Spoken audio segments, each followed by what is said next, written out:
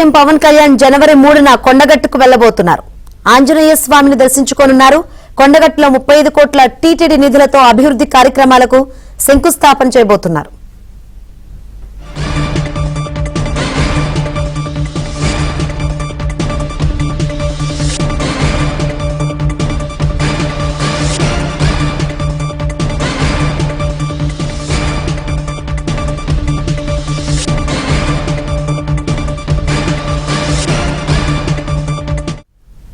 Right. AP deputy CM Pawan Kalyan జనవరి 3న కొండగట్టుకు వెళ్లబోతున్నారు. ఆంజనేయ స్వామిని దర్శించుకోనున్నారు. కొండగట్టులో 35 కోట్ల టీటీడీ నిధులతో అభివృద్ధి కార్యక్రమాలకు శంకుస్థాపన చేయబోతున్నారు. పవన్ పర్యటన సంబంధించి మరిన్ని వివరాలు అందించేందుకు మా కరీంనగర్ ప్రతినిధి శ్రీనివాస్ సిద్ధంగా ఉన్నారు. శ్రీనివాస్, ఏంటి అప్డేట్స్?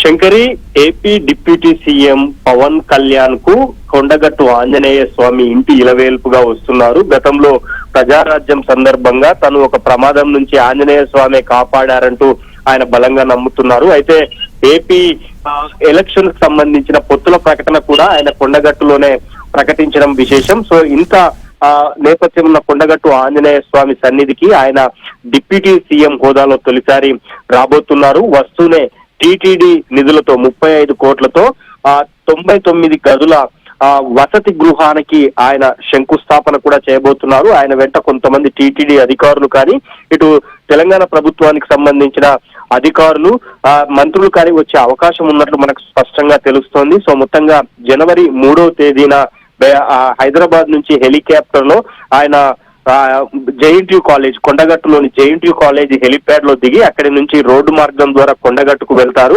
కొండగట్టు ఆంజనేయ స్వామిని దర్శించుకున్న తర్వాత టీటీడీ నిధులతో ఈ భవనానికి ఇతర అభివృద్ధి పనులకు అక్కడ శంకుస్థాపన కార్యక్రమం చేసిన తర్వాత దగ్గరలోని ఓ రిసార్ట్ లో కొద్దిసేపు ముఖ్య కార్యకర్తల సమావేశంలో పాల్గొంటారు. అనంతరం అక్కడి నుంచి తిరిగి కొండగట్టు జేఎన్టీయూ కాలేజీలోని హెలిప్యాడ్ నుంచి తిరిగి హైదరాబాద్ చేరుకుంటారు. సో ఆయన అధికార షెడ్యూల్ అధికారులు అయితే విడుదల చేశారు. శంకరి, సో పవన్ రాక సందర్భంగా జనసేన నేతలు, తెలంగాణ జనసేన నేతలు పెద్ద ఎత్తున ఏర్పాటు చేస్తున్నారు.